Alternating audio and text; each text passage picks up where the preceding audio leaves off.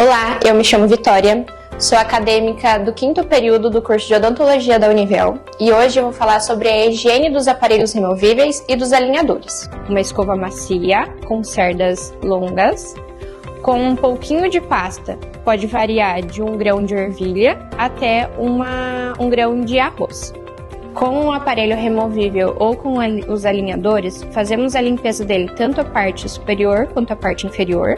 Já na segunda técnica, nós utilizamos as pastilhas de higienização. Você vai precisar de um copo cheio de água, você vai inserir o aparelho, insira a pastilha e deixe agir por 3 a 5 minutos.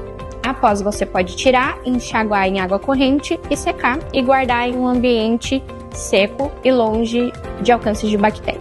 Espero que eu tenha te ajudado. Se você gostou dessas dicas, siga para mais outras. E se você tiver alguma dúvida, pode deixar aqui embaixo nos comentários.